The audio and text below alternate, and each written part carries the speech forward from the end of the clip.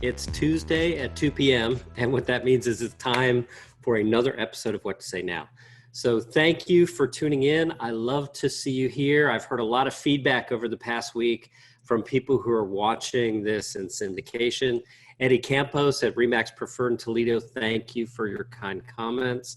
Love to see people tuning in because one of my highest values is to share the things that I've learned that have helped me build a career and the life that I treasure. So today we're going to dive into a topic that is really wow. I mean, this is a wow topic to say the least, because believe it or not, right now there are thousands of people who are earning a amount of money that's far below what they could be earning, even without working any harder. Okay, so let me break this down for you. Specifically, if you sell real estate for a living, your income is based on your average transaction value, right? If you sell a home that costs a lot more, you get paid more, obviously, than you do for a home that costs less. So why don't we have more agents working on shifting up market, right? There's so much opportunity there. If you decided for yourself, you know what, I want to earn double the amount of money I earned last year, but I don't want to work more hours this next year, that's possible for you by shifting up market. If you said, you know what, I want to triple my income and work half as much as I worked last year, that's possible if you shift up market. So, you know, when these things are available to us, why is it that we don't do them, right? What is it that's stopping us as individuals from reaching for that when it's possible? Well, it comes down to our internal mindset. And very important, before we can say the right things to other people, we have to say the right things to ourselves, right? So today we're going to start by just acknowledging that we're carrying around a lot of junk in our heads that's preventing us from having the success we could have in our lives, right? So, you know, walk with me on this. How many people have you heard in your life say things like, it's easier to pass through the eye of a needle than for a rich person to get to heaven, right? How often have you heard people say things like, oh, rich person, or, oh, you see that guy driving a Porsche, what is he compensating for, right? We have all these negative connotations that are associated with wealth, and that prevents us from reaching to serve a wealthy community. So today we're going to break down some surprising things about that community. I'm going to show you specifically how to overcome those issues so you can enjoy the kinds of results literally today, if you choose to apply it, as so many other people I've taught this to. So rather than just expect you to believe that this really works, I'm going to read to you some results. This is from Jenny Barker. She says, Dan, I was in your class at KW Family Reunion in February. Just want to take this opportunity to say thank you. I really enjoyed the class and recently used what you taught to work with a high-end buyer. I wrote an offer on a $2.2 million home, right?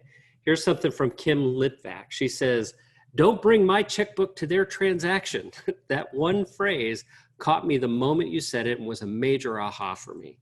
In fact, it raised my average transaction value by $326,000.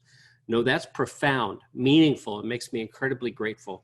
Just wanted to share, you've made a positive difference in mine, my family's life, and even my clients. They may have ended up with a weaker agent because I was carrying my checkbook around. Thank you. And then one more. This is from Carol Castle. She says, sent out my fourth blast and got a call from a potential seller to come list his mom's house, potential 1.1 to 1.2 million. Thank you. So, you know, wherever you are in the country, in your market, you'll notice that there are homes that sell at an average amount, and then usually there's a section of the market that sells above. And you may be walking around with some garbage in your brain that's preventing you from reaching for that. Like, you know, for example, maybe you think, well, I don't drive a nice enough car. I can't go after those people. Or maybe you think to yourself, I'm not with the right brokerage, so those people won't come after me. And that is all just a bunch of garbage. It absolutely is. So no matter what you drive, no matter what your background is, no matter where you were raised or how you were educated, you have what it takes to shift up market. Okay, and I'm going to prove that to you. So first thing that we've got to do is acknowledge who these people are at the top of the market. These are what we call high net worth individuals, HNWI. And if you were to Google that, look it up on Wikipedia, you would see that a typical high net worth individual is someone who's got $1 million of liquid assets available that they can invest. That's what it takes to get into that club. So if you're dealing with million and multi-million dollar homes, you're going to run across this person, and that can be intimidating, right? Maybe you think, ooh, this person's smarter, this person's more aggressive, maybe this person's greedy, right? You may carry around all these sorts of things with you. When what I need you to understand is that 80%, a full 80% of high net worth individuals earned their wealth themselves, okay? That means that they're carrying around the very same social structures, the very same mores that you have, and the way you were raised, they have as well. 80% of them do, okay? So think about that.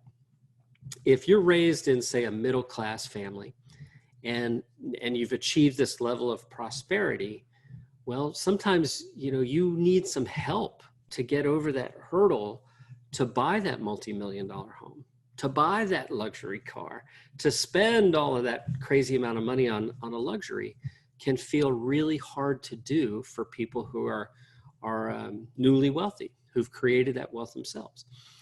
So an example I'll use is a guy named Justin Seeby in Atlanta, Georgia. I went and taught this class for Justin's team, and he went out the afternoon that I taught it, and he showed a $3.2 million listing. The clients wanted to submit a low ball offer. He talked them up to 3.1, and it's the largest transaction he had closed at that point in time.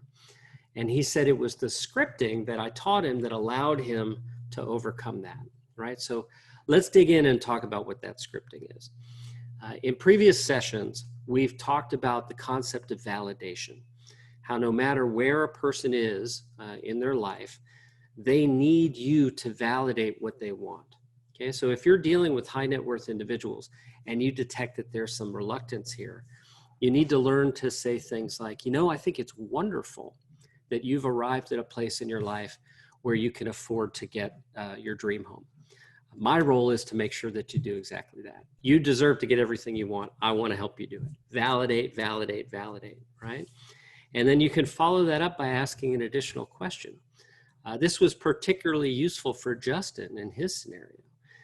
The buyers were attempting to discount from the listing price of the home the things that they wanted, or the things that they would not have built into the home. Things like heated towel racks, right? Like a heated driveway. These were things that they wanted reduced from the price of the home. So Justin did what I asked him to, and he asked questions like, so how would it make you feel to live here? What would it mean to you to come home here every day and to know that this place were yours, right? You're taking that emotional connection and bonding it with the experience of living at this property. Their brain is going to fill in the rest of those blanks. And, at the same time, when you're adding language about how they actually deserve to get what they want, you're very quickly getting them to a place where they're willing to say, you know what, you're right. I have worked really hard. I do deserve this. I've earned the opportunity to get what I want, and I deserve to do so. So they will really appreciate you for helping them do this. It's not a situation where you're manipulating them in any way, shape, or form. You're simply helping them get what they want more quickly.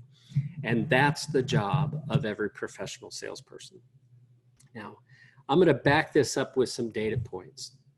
If you look at luxury brands and how they advertise themselves, you'll see that this concept is used all over the place. One of my favorite ads of all time is for Porsche, right? They have an ad for a car that doesn't even have the car in it, right? It's really, that's how strong the psychology is. They don't actually need to show the car in the ad for the ad to work. It simply has some copy. The headline says, if you could choose between world peace and a Porsche 911, and then in fine print right beneath it, it says, what color would you want your Porsche to be? Okay, so think about that psychology. They're targeting that person who's got the money in the bank to purchase the car, but is hesitating to do so because they know there are other places they could put that money where it could be used. and in this case, for valuable things like, putting it towards world peace. We all have competing values in our lives. And if we're going to win the transaction, if we're going to help our clients get what they truly want, we have to become masterful at validating their desire to own these things. That's exactly what Porsche is doing with that copy in the ad. And, we see this over and over again in luxury car advertisements. You won't see them talking about lease rates, right? You won't see them talking about miles per gallon. You won't see them talking about 0 to 60. You'll see them talking about how it feels to actually own the vehicle, right? They're asking you to imagine a scenario where you get to feel really great by possessing this object, right? So there's one from Ferrari I also appreciate, and it's just a picture of a car and then a headline, and that's it. The headline says, "Incorruptible power asks pristine beauty to the dance." Okay, so, there again, they're not selling the car. They're selling what you get to experience when you have the car. You get to be a person who's incorruptibly powerful, right? You get to ask pristine beauty to the dance. So that elevates, it elevates and activates all those neurons and synapses in the brain that people think about when they're on a path towards building wealth. And I know that many of you, and myself included, were on this path, right? Speaking personally, I was brought up in a scenario where we didn't have means. At times we were a typical middle-class family. At other times we needed, government assistance to make ends meet. And I learned a lot from that experience. And one of the things I learned is that I value creating prosperity in my life and helping other people do the same. So this episode of What to Say Now has a lot in it. Let's recap a few things. First, the only thing preventing you from shifting up market and increasing your GCI is your desire to go ahead and do this, right? That's it. You got to drop that fear, drop those preconceived notions about what it's like to work with rich people, okay? There's adequate proof that this works. Like, we see it over and over again. Every time I teach this class, I'm going to hear from somebody who says, "Oh my gosh, I said what you asked me to say and it worked. I'm blown away." So again, to review the high net worth individual, these are people with $1 million liquid or above. 80% of people in that category earn their wealth themselves. So they're carrying around the very same mores and psychological foundations that most of us are. They need our validation. Now, the number one challenge that you're going to encounter as you run over this, as you get out in front of people, this is going to be the thing that pops up for you. So hear me clearly. Do not bring your checkbook to their transaction. You might be walking around that multi-million-dollar home, and you might have your own financial pressures going on yourself. You might have kids in college, right? You might have a tax bill that's due. You might have, medical bills that you've been trying to pay off for the longest time. You've got to leave all of your own financial baggage at the door. Do not bring your checkbook to their transaction. Your only role in that scenario is to help this high net worth individual get what it is that they want, right? You're the pathway to do that. And when you use this language that I've taught you, you're going to see how easy it is to pave that path and just remove the resistance between their own hesitancy to invest, to spend that money on things they want, and their ability to actually do it. So here's what we need to do next, guys. There's a lot here. I've covered a lot. You should listen to this a few times, let it all sink in. I'm happy to go deeper in future episodes. Every single thing that I've taught you today is based in psychology. There's a tremendous study called the Values and Lifestyle Survey. It was put out by SRI International. And it's from a government study that was launched in the 1960s and has been run concurrently every year since. So the things that I've taught you today come directly from that study. And it's the study that corporations spending billions of dollars a year advertising, they all buy that study so that they can understand the psychology of the people they're selling to. So what I'd like you to do is to consider how applying this knowledge in your marketplace can really make sense and how it can impact your business over time.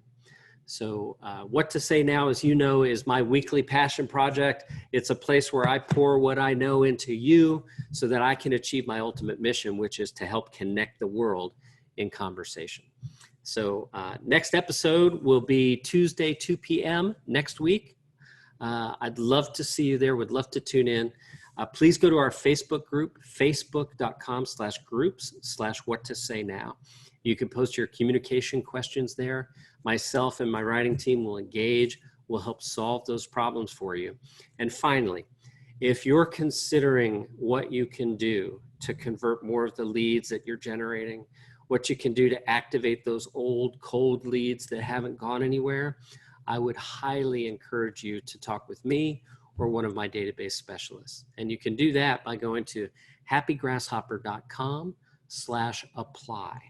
That's where you just grab an appointment time, you answer a few questions so we can understand best how to help you, and then we'll give you a free consultation to work with you to hear what's going on in your database, to hear about your goals, what you're trying to achieve, and then we'll map out a plan to help you achieve it together. So thank you very much for watching this week. Definitely appreciate you. And I'll see you next Tuesday at 2 p.m. Bye now.